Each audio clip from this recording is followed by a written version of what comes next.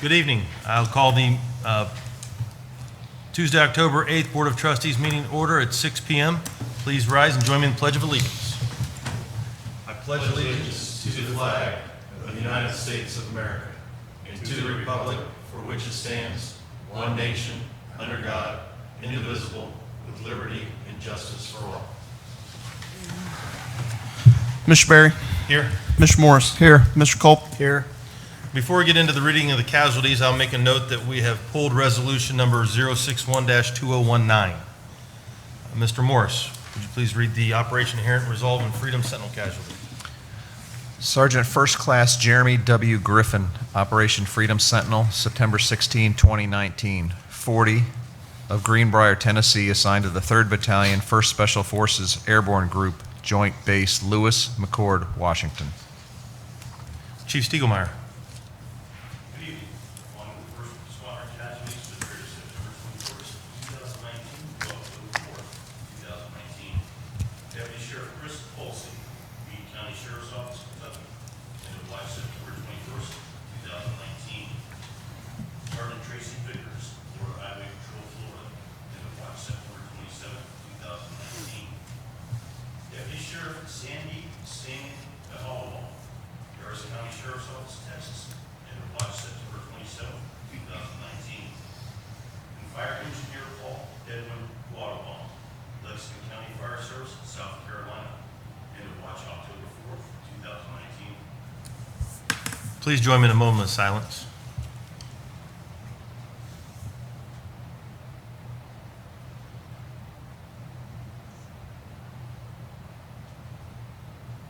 Thank you. I'll now make a motion we approve the consent agenda. I'll second. Any discussion on any of the items under the consent agenda? No, sir. Mr. Berry. Aye. Mr. Morris. Aye. Mr. Culp. Aye. Move right into new business, beginning with our administrator, Mr. Hess. Thank you, and before we get to Mr. Mayberry, I'd like to read an email to you that I received from Scott Gilbert, the business manager at the school, and it came from Mrs. Kelly Thomas, the principal of the Miamisburg Middle School, and I've already shared this with Chief Stegelmeier. Mrs. Thomas states, I want to take a minute to praise Officer Rankin and the wonderful job she has done at MMS thus far. When I heard we were adding a school resource officer to the middle school, I wondered what this person would do to keep busy because I didn't think we had that much going on, and we would need a police officer. However, she has proven to be much more than a police officer. She has done a great job building rapport with students and being the presence in the building. She helps us maneuver difficult situations, parents, and willing to help with difficult students. When working with the students, she has patience, but she is kind and firm. She is a good resource for the support of outside the building for the students and the families. She exudes an energy and enthusiasm for a position at MMS that demonstrates she truly enjoys working with the students, especially the middle schoolers. She is also patient and resourceful for staff members that have come to her with questions or issues. Officer Rankin has completed our ALICE training with students this week, and I observed her and realized that she is a great asset at MMS. I greatly underestimated what a resource she would be as a resource officer, but I'm not sure that anybody but Officer Rankin would have done such a great job. So as you know, those positions were very important to me when I was the chief. Crystal has been there since January of this year. Danielle started in August, I believe, over at Dayton Christian. But I just wanted to share that with you and show what a great job she's doing, what a great ambassador from the police department she is with the school district. And with that, Mr. Mayberry. Good evening. I have one formal item before you. We need to make some money, so I have some items for surplus for consideration, and if there are any questions about these items or any other public works items, I'd be happy to answer those questions. Thank you. That's all the formal items. Does any of the trustees have any questions for any of the other department heads? Sir, back to you. Thank you, sir. With that, we'll move into public comments. Anyone wishing to make a public comment, please come to the podium and state your name and address for the record, and you have up to 5 minutes to speak. Anyone wishing to make a public comment? No one coming forward. I'll close the public comments portion. We'll move into the consider a vote of resolutions. I'll make a motion to approve Resolution 058-2019, a resolution to declare certain township articles as surplus property and authorize the sale or disposal of said property. Therefore, be it resolved in accordance with Ohio Revised Code Section 505-10, the Miami Township Board of Trustees declares the attached list of articles as surplus property to be disposed of, sold, or traded in and removed from the Public Work Department inventory. I'll second the motion. Any discussion on the resolution? Mr. Berry? Aye. Mr. Morris? Aye. Mr. Culp? Aye. All right, I gotta get to the right one. I'll make a motion that we open public hearing for zoning case number 059-2019. I'll second. Mr. Berry? Aye. Mr. Morris? Aye. Mr. Culp? Aye. Zoning case number 059-2019, nope, the zoning case number 440-19 is now open. The following be the order in which the hearing will proceed. Staff will give a report. All proponents will speak. All opponents will speak. A time limit of 5 minutes will be placed on each of the speakers. Please give your name and address for the record, and the board will close the public hearing prior to taking any final action. Mr. Hinkleman, have the legal requirements for this hearing been met? They have. Do you have a recommendation from Miami Township Zoning Commission and Montgomery County Planning Commission? And would you please review your report at this time? Thank you very much. The case before you is ZC 440-19, a text amendment to Article 7 of the Miami Township Zoning Resolution. I do have a recommendation from the Zoning Commission that is within your packets, and I will read into the record at the end of this presentation. You also will note within your packets there is a legislative summary, the goal of which was to try to not belabor all of the changes to the code to allow you to make sure you could see the summary of it. I will touch on these items very quickly, but again, this is a summary, so if there's any specific questions that you have of the individual changes, we certainly can touch on them. Article 7 is the portion of our code that deals with the design elements of buildings within the community. So what the intent of this was to change or clarify some of those standards, those development standards that impact all the commercial development within the community. So again, you'll see sections 701 through 709. There's a numbering change. 703C3.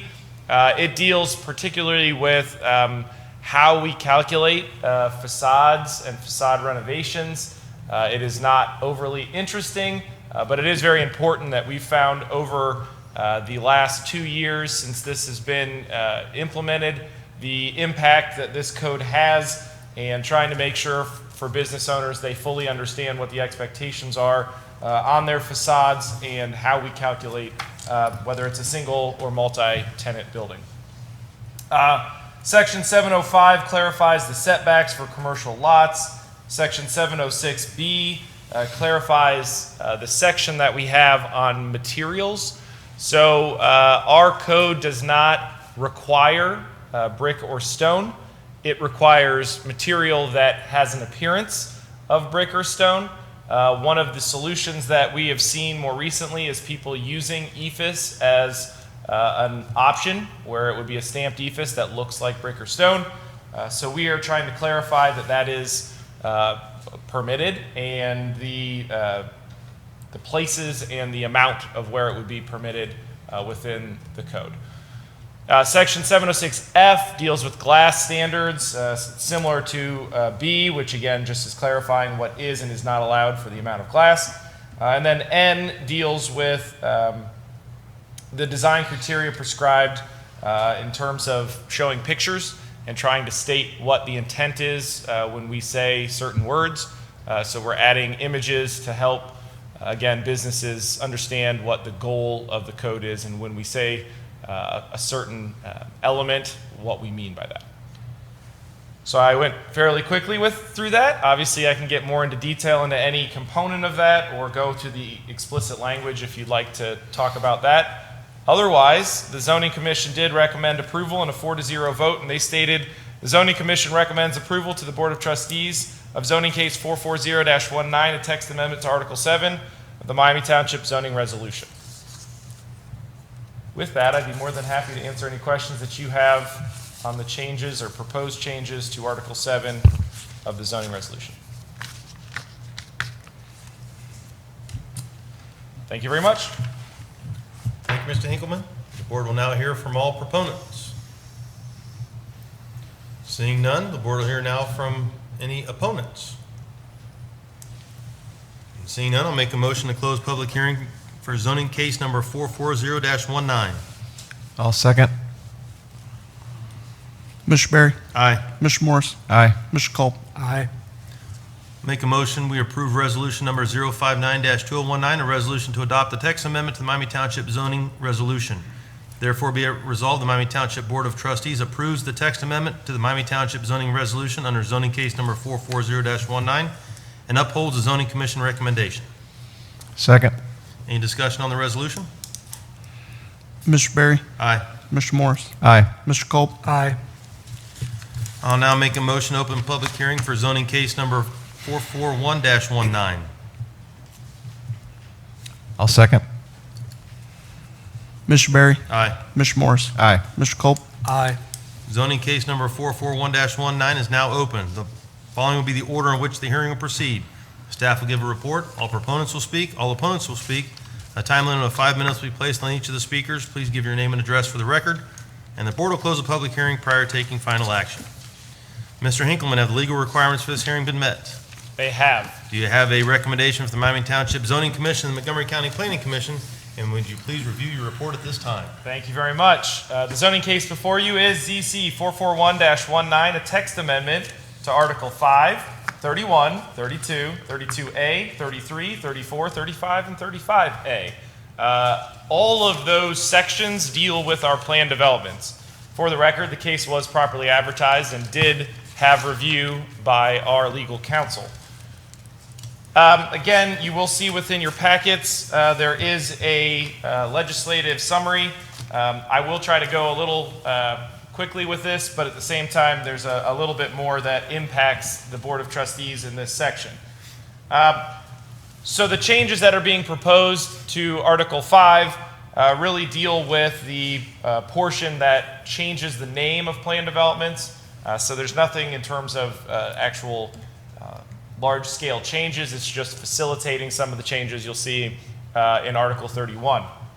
So in Article 31, again, there are quite a number of changes you can see. The first change is to update the purpose of Article 31 to align with the Ohio Revised Code. As you are all aware, the Ohio Revised Code is the bounding document that we must follow. And we believe, after discussion with our legal counsel and going through this process, that the way the township has done planned development could be better organized to follow closer to the Ohio Revised Code requirements. And so you'll see that this reflected in the number of sections that we'll talk about briefly. Section 3102 establishes the comprehensive minimum and general development standards for all planned developments. Again, this exists today. It is updating it to modify it to be clear in what the expectations are as a minimum. This section also was intended to cover areas within the township that are in a planned development but do not have a planned development or a final development approval. So as we had a number of months ago, it's probably been almost a year ago, we had Habitat, if you'll recall. They came forward and had a final development plan put in because they were approved prior to 1972 when we had a final development plan, so they didn't actually have a document on file until that point. This section is intended to create a set of standards to cover, again, that case where somebody may be in a PD but not actually have standards in place. So this would be the backstop that would say at a minimum they have to follow these standards. Section 3102 and 3, it does create new districts as well.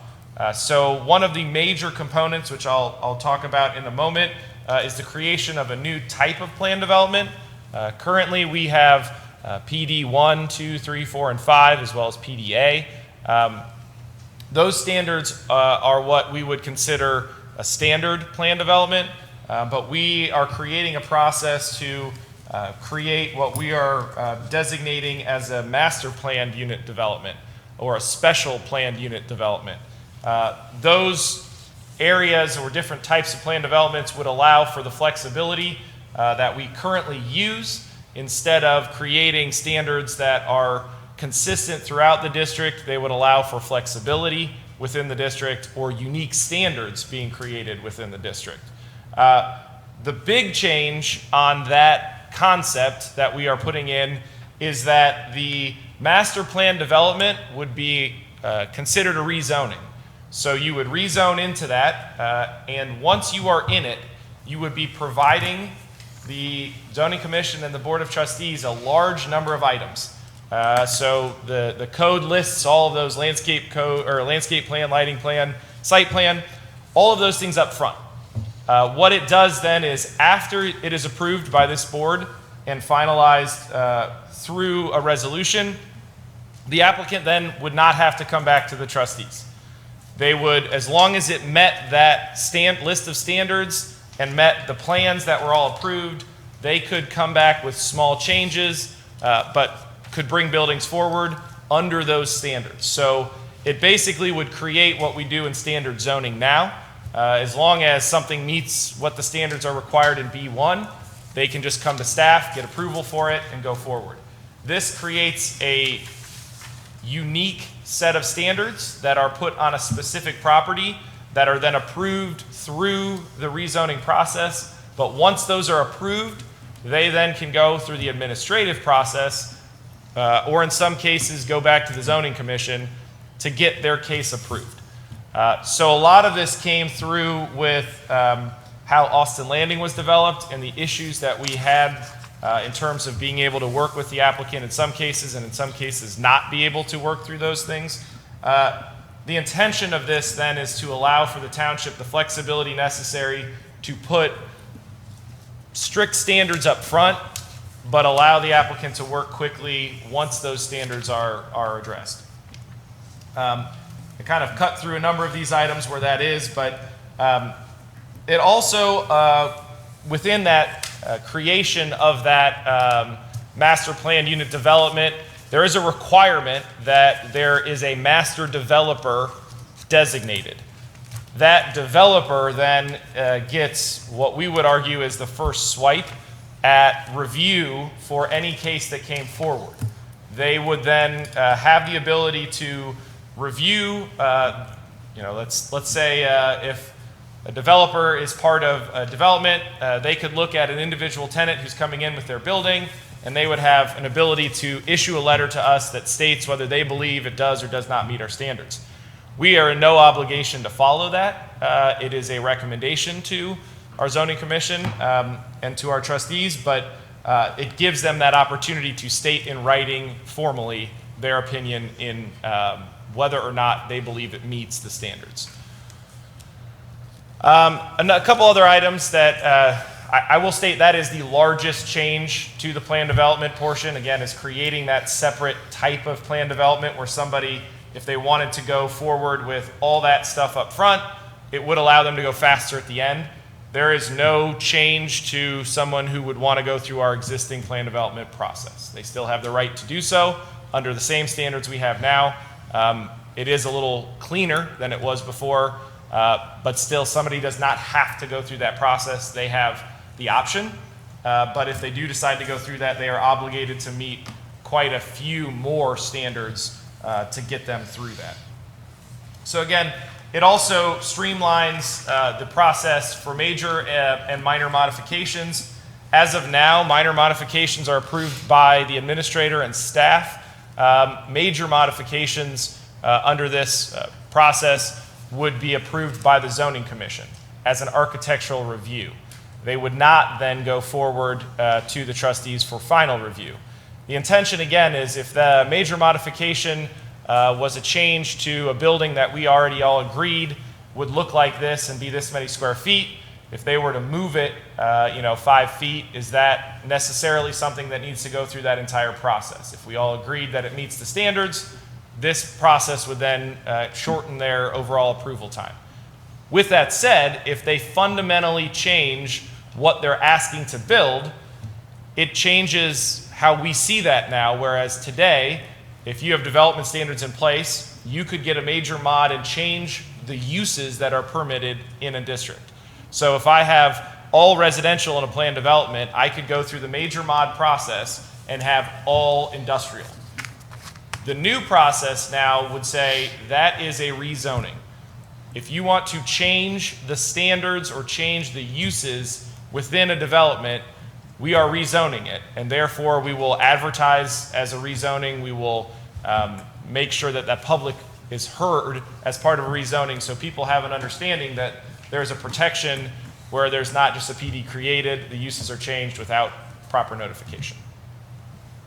So I would say then the changes to Article 32, 32A, 33, 34, 35, and 35A really are just references to the general development standards that are being changed. So all of those additional PDs reflect back into the original PD section of 31, and so all of those changes are the same to reflect the changes to that original section.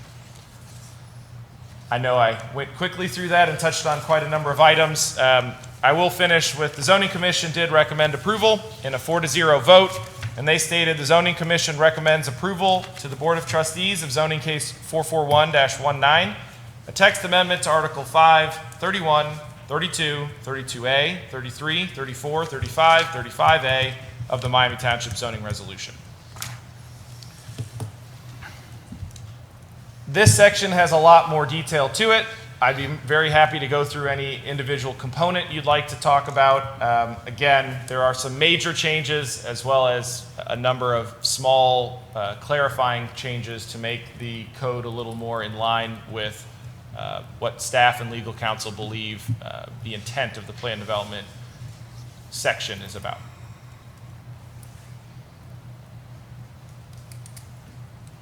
Any questions? No, I would just like to thank the Zoning Commission for taking the time to bring our code into alignment with the Ohio Revised Code and look at it with the depth and detail that they put forth with both of these cases. Thank you, sir. Thank you very much. The board will now hear from any proponents. Seeing none, the board will now hear from any opponents. I'll make a motion we close the public hearing case for zoning case number 441-19. Second. Mr. Berry? Aye. Mr. Morris? Aye. Mr. Culp? Aye. I'll make a motion we approve resolution number 060-2019, a resolution to adopt the text amendment to the Miami Township zoning resolution. Therefore, be it resolved, the Miami Township Board of Trustees approves the text amendment to the Miami Township zoning resolution under zoning case number 441-19 and upholds the zoning commission recommendation. Second. Any discussion on the resolution? Mr. Berry? Aye. Mr. Morris? Aye. Mr. Culp? Aye. And that concludes the public hearing portion of the meeting. Move into elected officials' comments. Mr. Newell. I have none. Mr. Morris. A couple small items. One, I'd like to thank Drury and Miss Jill Drury and the staff at Miami Township for their support of construction and getting the word out. Got some great media coverage. Got some live feeds of folks out there, and we've doubled participation through Facebook, and we've increased the amount of cans that will be donated this year by about 35 to 40%. So we will give approximately 45,000 cans to the food bank on Teardown Day next Monday. Second item, much less exciting for the trustees and the administration, but one I think we need to start thinking about relative to trash. We know we had a debacle the last time we had a trash contract changeover. I'd like the administration to look into potentially changing the date of the contract to mid-year rather than the start of the year. So just in case we decide to switch rather in January, then we maybe see if we can extend the current contract to end perhaps the end of June. I know this is far earlier. We're going through all of 2020 with the current provider, but this time next year we'll be taking bids. So I'd rather us start to talk to companies about a new provider if we choose to trade maybe in July of 21, rather than trying to do any potential changeovers in January and experience the weather changes we had. So I thought we did move that to the summer because of the issues we had around the holidays. Well, we haven't bid it yet. So the contract still expires at the end of 2020, so December 31st, 2020 is the expiration of our agreement as it stands. We certainly could enter into we have a 1-year option that's available after that, which we could take a portion of, or again, we could bid out separately at a different time. So we certainly... The reason I brought it up is as I read it, it was a 1-year extension, and I would like to see if we could take a partial year or... we certainly can look into that, yes. Thank you. Mr. Cole? No, I have nothing. I'll now make a motion, we adjourn into work session at 6:26. Second. Mr. Berry? Aye. Mr. Morris? Aye. Mr. Culp? Aye.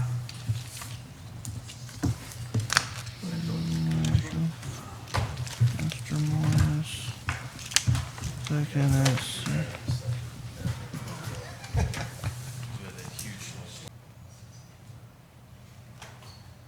Bueller?